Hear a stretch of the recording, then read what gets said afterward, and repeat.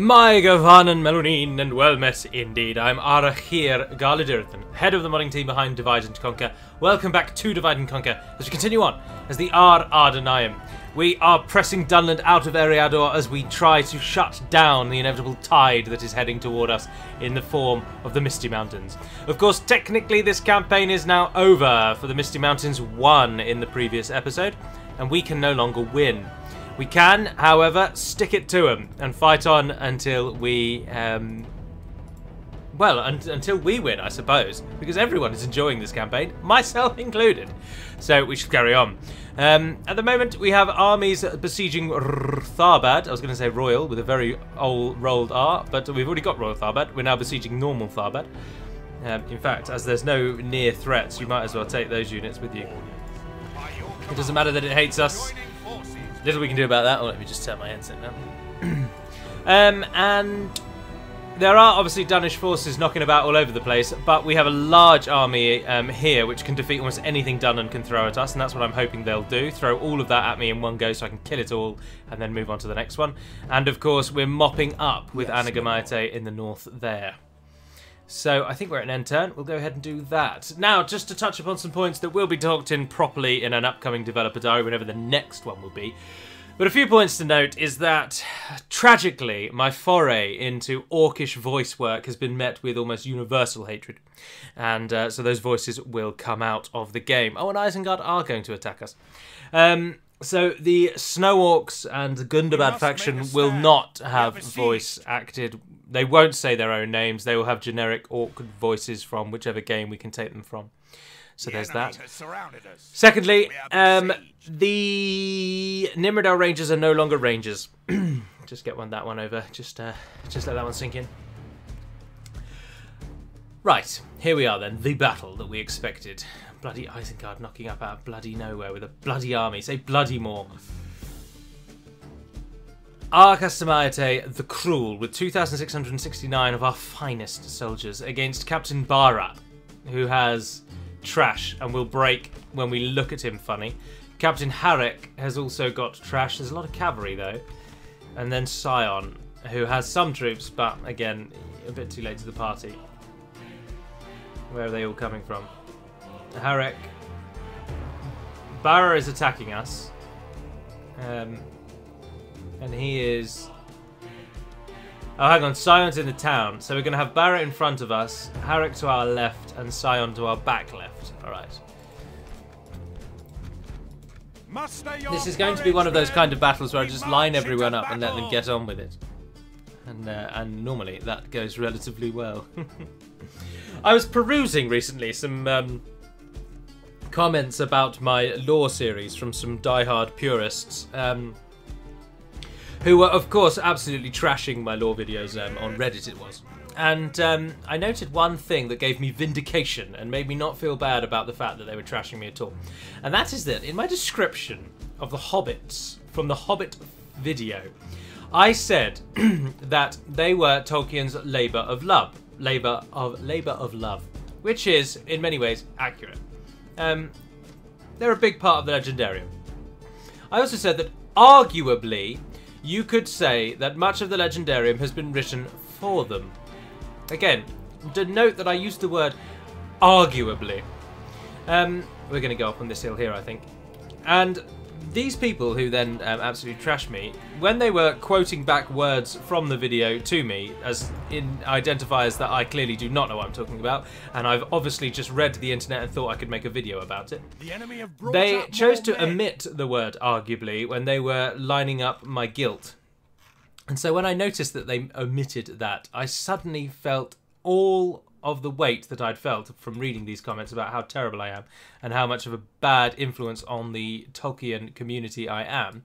It all immediately lifted in one swift blow when I realised that, hold on, these people are so caught up in showing that they know more than anyone else that they have forgotten how English works.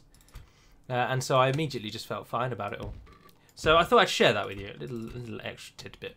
I also there's someone very recently who comments I've now hidden, laid into me for getting the fact wrong about Boromir. In the Boromir video, I suggested that the Council of Elrond left the city of Rivendell on the evening that the council ended, when in fact it was actually 2 months later. And someone really laid into me for that and ended their comment by saying, if you're going to make videos like these, at least read the books first.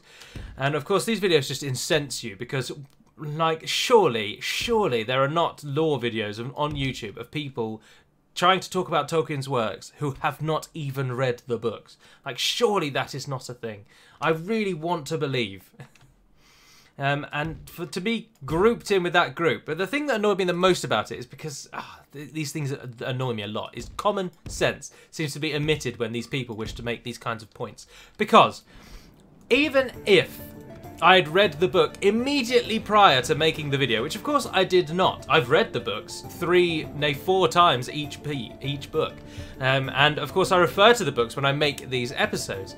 I also use a very useful resource. There is a Tolkien website, which very few people know, which has excerpts from the book on the website itself with a little bit of, with no suggestive work around it at all. It's literally exactly what Tolkien wrote on any given subject. It's incredibly useful, a wonderful website. And I often use that to copy and paste the quotes into the video, that's the point of it. And it helps you with nice handy timelines. And in reading that website, I was reading the dates of the Council of Elrond, and my brain, for whatever reason, totally misread that even though the Council of Elrond happens on the 25th of October, the Fellowship of the Ring then leave Rivendell on the 25th of December, so it's the same day, but 2 months apart. And of course, for some reason, my brain omitted the fact that the second one is 2 months later, and so I erroneously said it was the same day because I saw 25th twice and assumed same day. And that was my error. And it's such a simple little error, and she has absolutely tarnished my entire video. She said she stopped watching after that because who knew what other facts I could have said wrong. And it just absolutely grates me. I pour hours into those bloody videos to try and make sure that I no longer say things wrong. Because when I did them from the top of my head, back when I really did not expect them to be getting the traction that they were getting, I did say things wrong because I was doing it all from memory, because it was kind of just a little addition to the DaC videos to try and drum up some support for Lord of the Rings. It was never intended as a kind of encyclopedia style video on Tolkien. If you want those, there are certain other channels that provide a much more in-depth information. And so, as I say, it was not intended for that purpose. And so then as they have grown more popular and I'm hounded and hounded more regularly by these people, I don't want to cast aspersions and group them as neckbeards or anything like that, but these utter purists who just would apparently take a bullet for Tolkien, I don't understand the utter dedication some people have for this legendarium. It's a really engaging read, and it's some top-class escapism, but it's not the kind of thing that you basically are declaring a nemesis over. It's just madness.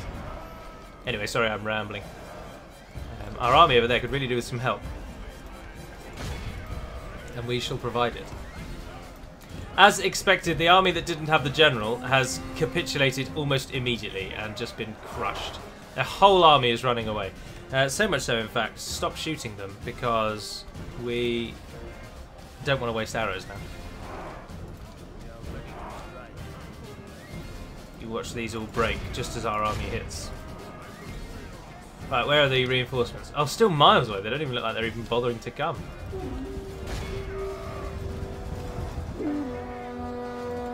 Only half the enemy if you could stop acting like weirdos, Pikes, and actually go and attack them. Crossbows. Crossbows are such a tricky unit. They're so hard to use.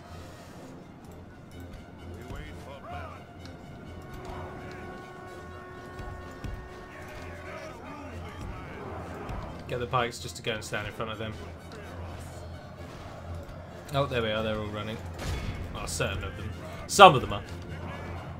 Anyway, I wanted to just rant about that and get it off my chest because it's been on my mind recently. Because, as I say numerous times, I get a full feed of every comment on any video that I've ever put up. And so I'm still getting comments on videos from 2 years ago telling me I've said things wrong. And so it's constantly, unfortunately, I am constantly reminded of my flaws. And it was just this lady's more recent attack on me for the Boromir video. Because of this one stupid mistake that it was actually 2 months later, not 2 days later. It's like, that's such a minor fact to have gotten wrong. It's not like I was saying that Minas Tirith is the capital city of Rohan or something, which is hugely different. But the reason I see this happen quite a lot, the reason these people seem to take so much umbrage with someone in the public sphere saying something wrong, is that the lesser, oh not lesser, that's so elitist, isn't it? The lay person who hasn't really read around Tolkien and maybe has read the books once or twice and just finds it interesting to listen to someone else talk about it, they will take everything I say as absolute fact. And some people take it as a personal attack that you dare spread misinformation about Lord of the Rings. Their baby, their child. And I just don't get it. I do not get the fanaticism. I love Lord of the Rings. I absolutely love Lord of the Rings. It is my go-to escapism device to this day. But I'm just not like those people. Behold how our cowardly foe runs. It's time to press the attack. Right, everyone stop what you're doing, except the general. You carry on over there. Right, 3 of you. Let's get you over this side supporting our troops. Right, we're going to make a bit of a broader line. This guy's going there. Crossbows this time, I think I might just try and use you as archers. I'm not going to bother trying to have you on the flank doing anything like that. Let's get these guys involved as well. You guys come and flank. 75 of you come down there. Join the 108 of them.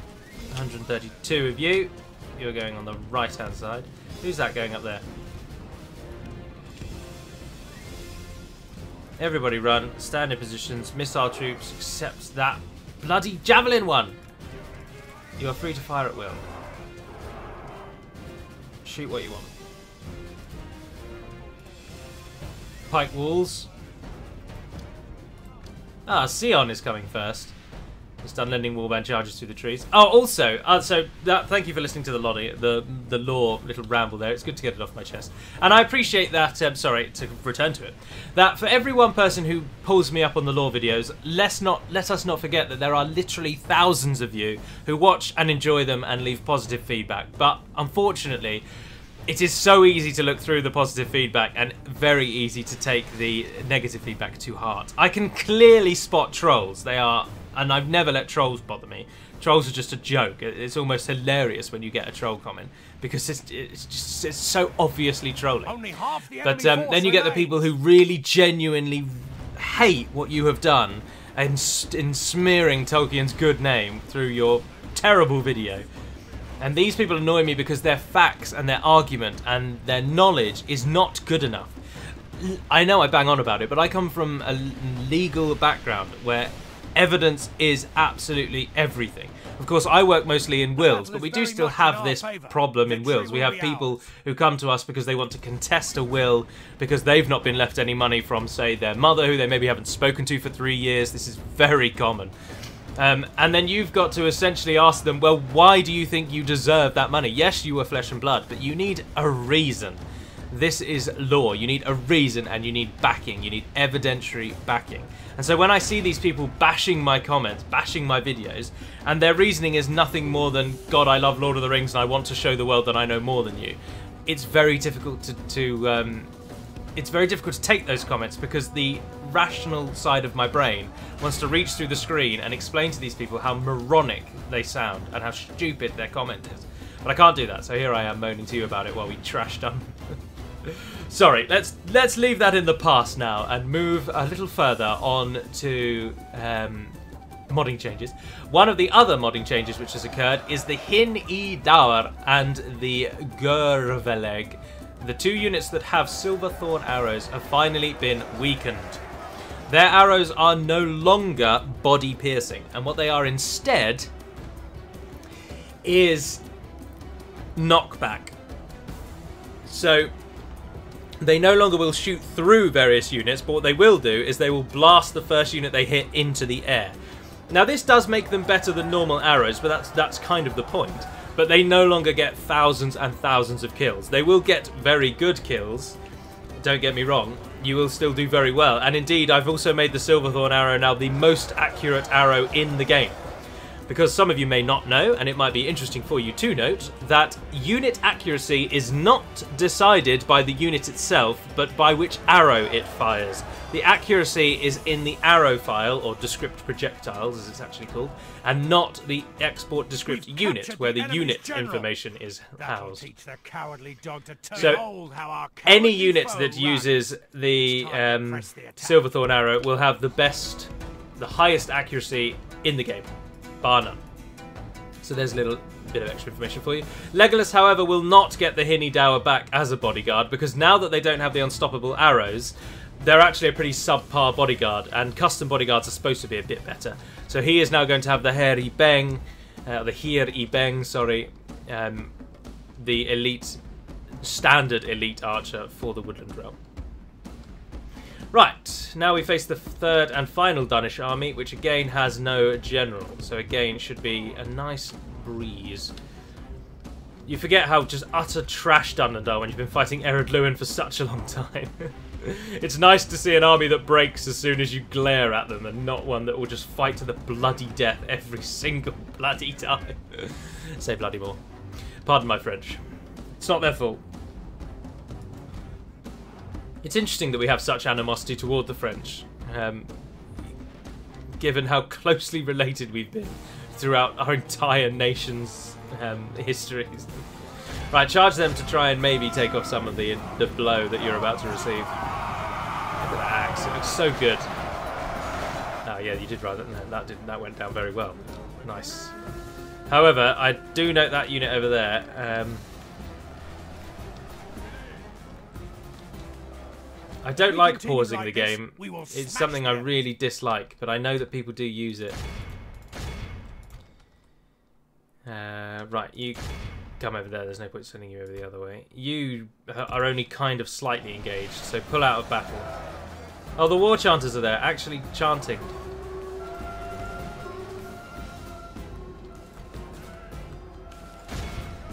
There we are. With the addition of the pikes, those cavalry units will not last long.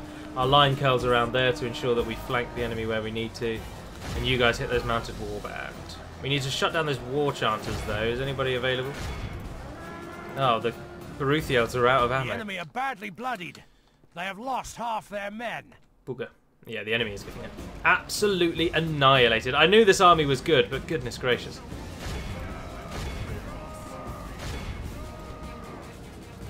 Oh, this is a speed-up job, really, isn't it? Yeah, there we go. They're routing. Now charge over, hit the war chanters. We've only really got the cavalry actually now still fighting, haven't we?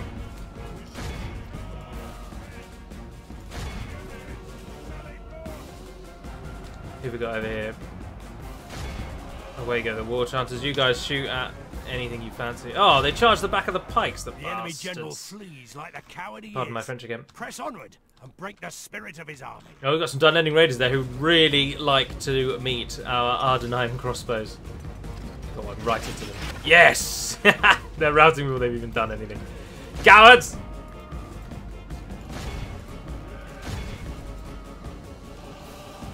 Alright, try and catch things. Oh, yeah, continue for now, continue. Pursue and run them down. Now, we've got 93%, but I'd like to get more. This has been a resounding victory and has thoroughly convinced me that we really are not going to have a problem with Dunland. They are out now, let's be honest. Let all Look who at those remember kill this day numbers. remember it as the day of our most glorious victory. Casualties, that's not a word. 250 kills for the Azrazair savages. Well done, men, well done. That, of course, is an image of the Nazgûl crossing the fords of the Bruinen River into the hidden valley of Imladris. And that is Frodo atop Asvaloth as he defies the Nazgûl as the river crashes down upon them. Which is, having recently rewatched The Fellowship of the Ring, easily one of the best scenes in the film as well. An incredible scene. Thoroughly enjoyed that. It's also quite fun listening to that with a reasonable knowledge of Sindarian and understanding much of what Arwen is saying, which is always good. That's quite a lot of money, but I'd rather you all die, so... Glory, honor, Victory! We do not come to destroy your villages. We come to destroy your people. It appears to have frozen. Everybody touch something that's lucky. Oh no, the rivers are still moving, so it's just... I don't know. Oh, some movement. No, right, I'll have to probably cut this, and I'll see you when something happens. Welcome back. So unfortunately, it did just freeze, and I had to then load up the save again and fight again. But obviously, I didn't fight again. I auto-won attacker, and it was a bit of a two-handed sword because we lost 40 less men by auto-winning, but we killed about 600 less. So, not really a win all round, to be honest, but nevertheless, at least we didn't lose the game or anything. So, Anagamaite, you have some troops over here who are going to return to defend the place. So, raise our banners! Victory! How many did we lose? 45. So there's the 40 extra. Enemies lie defeated. Orders. Yes. There's the garrison. Repair that. Build me that again. Have those retrained. Right, Arcastamite, move on to Argond, where we need to kill that captain there. Mirazor, you two guys, come and join with him. I know that's 4 generals in one army, but that's better than suiciding yourselves at Deep Hallow, isn't it? So, it looks like Adûnâim are actually interested in coming getting that.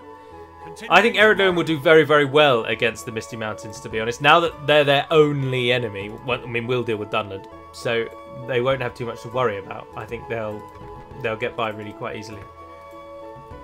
How are we going to make these people like us in a very short space of time? Barracks, actually. They have public order bonuses. Yeah, go on. I don't know if this is... Oh, it is a coast. And we can already train troops. Yes, you beauty. Now, what's happening here? Maldouche. Oh, Maldouche, you're a general. Yes, there's the stars, of course. Moron. And what do we have here? An awful lot of raiders. I'm seeing an awful lot of Isengard trash. And then, of course, I'm seeing Trolls of the White Hand. What's our army like? Relatively good, and we're gonna have the town. We're gonna have the town on our side. The scum, they won't have the town. Oh, and of course we've got the northern side. Yes, we're taking Mifflin, are we not? Ships ready, my lord. Your orders, my lord. Orders. Yes, we are. You can only take 2 more units though, and you've got loads more units. I don't want to sail anyone anywhere, but yeah, that's a nice army, and I feel like you guys alone will be in... Oh no, because you've got a lot of troops that don't do anything. Yes. So we'll swap out those that need retraining. You all going to Forlon, where hardly any of you can retrain. Oh, because Bruthios Rangers can't train there, and we don't have an archery range. Oh, we do if we do that. Oh, right, go on. Right, and you guys go there. Then to the ships. Disembarking. Ships ready. Your orders, my lord. We can go now. Orders. You guys can join up with Imrazor, making a fine army, and you'll take Mifflin. And then you gentlemen can retrain in however many turns until that's ready. Can Harlon train them? I think it can. Yes, it can. So that's actually pointless. That's just a huge waste of money. Don't bother with that. Those troops. The crossbows. By your command. You're going to go in the ship. Ships ready, my lord. Go to Harlond. You might as well take those with you because they're wasted if we leave them there. Tell you what though, take another unit just because you can. Try and build some. Oh, you can get that. That gives us 120 gold. 2,200 though. That's a lot. Not much payoff. It's probably not the best use of our money. And 6 for. Oh, that's the same amount of money income, but cheaper. Oh, I've probably got the reduction, the building reduction. My mind is all over the place. The cost reduction building built there. 2 turns till delving goes down. You could probably attack that now, to be honest. To battle. It doesn't get any bodyguards, but then that's just a real waste of 2 turns. We might as well just keep sieging. We're not in a rush to take it. So it's a shame you can't train anything else now that you've only just been retaken. We sacked Adûnâim. I think that bit was probably cut from the video. So we sacked Adûnâim because we can't upgrade it any further. It's as big as it's going to go. And we got 5,000 gold coins for sacking it, and none of the buildings were destroyed. So it seems like a win-win, really. Oh, God's sake. Oh, Royal Tharbad. It's alright. Rebel is better than Dunland. At least we can take it back when it's Rebel. That's a substantial garrison. Christ. Actually, in many ways, that's better because the Dunland won't be able to take it for a while, and our purpose here is just to shut them down, to stop them crossing the river. So, oh, that's a sizable army. We're never going to win. We've got troops, but we'll fight the battle because we'll kill more than the AI will, and every little helps. Although, hang on. Isn't this the battle map that's quite severely broken? I think it might be. The one that Adûnâim had trouble with, where they just simply wouldn't attack it.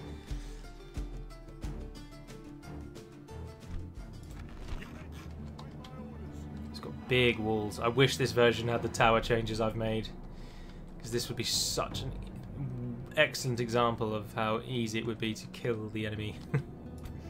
I think we're going to try and hold the... around the gate. We don't have any archers. Oh, we do. Sorry. Not paying attention. Not very great archers, though, but archers nevertheless.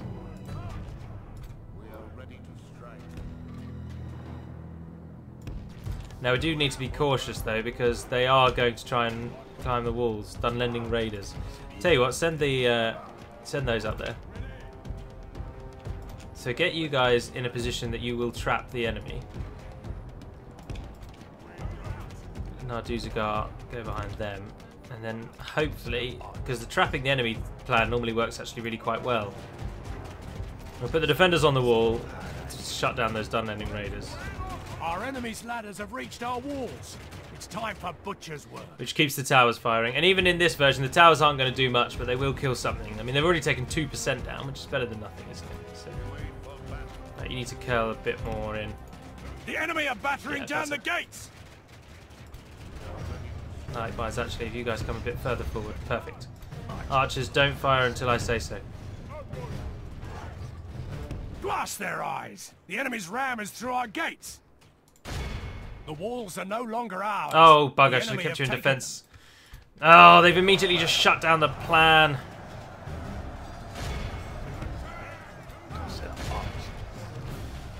Keep shooting at them. Our men have slain and they've just moved through. The bastards. Lose their will to fight. Charge them then. Can you imagine if they just routed now? In the course of battle, for defeat seems almost certain. How are they doing on the walls? They're losing. Oh no, they're not. They're absolutely slaughtering those raiders. Oh, excellent. Well done. Of course, the AI just charges straight through, doesn't it? It just doesn't. It doesn't care for the actual battle or physics or any of that nonsense. Pray something changes in the course of battle, for defeat seems almost certain. Defeat is certain. I mean, I don't know what this almost is about. We killed their captain, though. We've actually killed quite a lot, to be completely honest. Far greater than I did even expect. Half our force remains.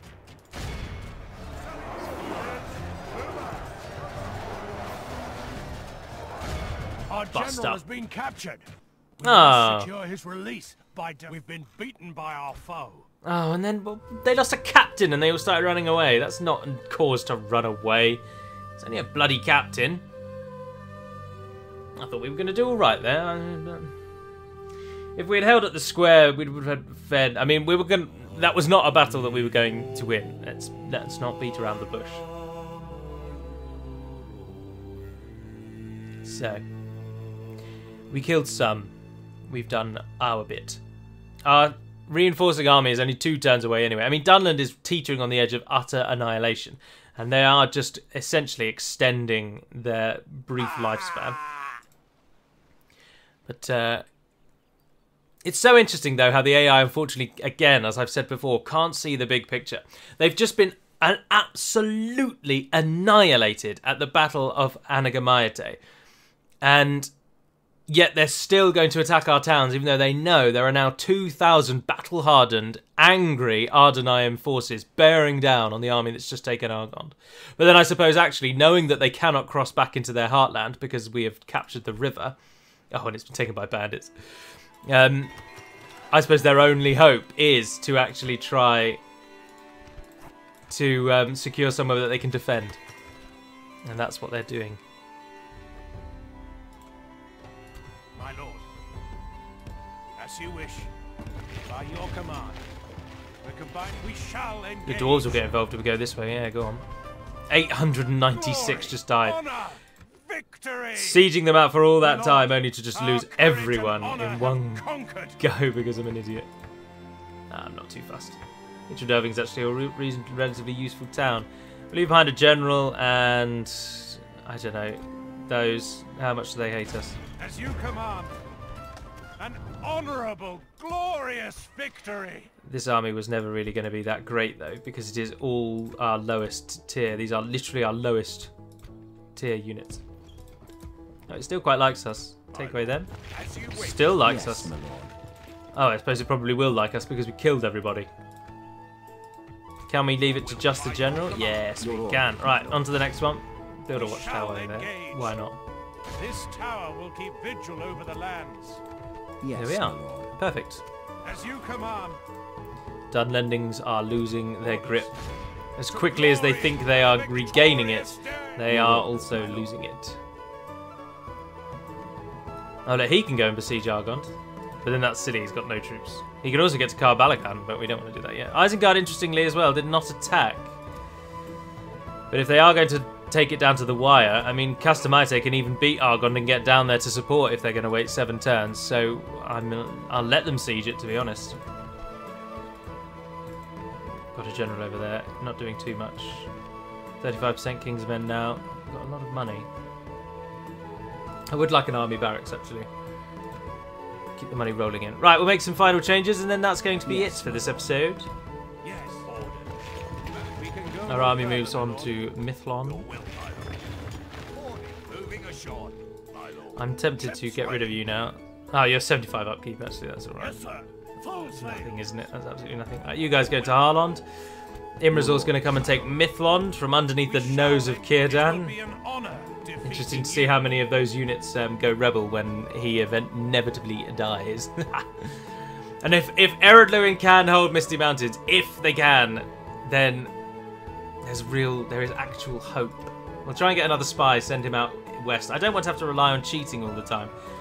We're way beyond the point where we actually care about looking at map information now. This is a very unrealistic campaign, so I'm not too concerned about that. But anyway, that's where I'm going to end this. Now, I will just preface this by saying this week there will only be 3 videos because this coming Friday, the 5th of October, is my birthday.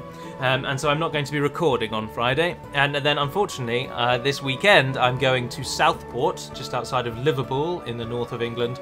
And so I won't be able to record then either. So there will be 1 video less this week, which I would normally record on Friday, and there will be 1 video less next week, which I normally record on Sunday, unless I catch up at some point. But we'll see. So the other video this week will be the faction overview. I'm also really heavily teetering on the idea, and normally I surprise you with this information, of kind of basically Gundabad is pretty much ready to go, and so I'm quite tempted to now just can the Lothlorien campaign and kick off with Gundabad. And so, given that we'll have 2 weeks of only 3 videos where Lothlorien will not feature, in 2 weeks' time Gundabad really will be ready to go, so that's probably going to happen. So stay tuned. But until we speak again, thank you for watching, thank you for the support, thank you for the ongoing comments of praise and delight. It means more than you know. And until we speak again, Navarre den Peramad Melonin, and farewell.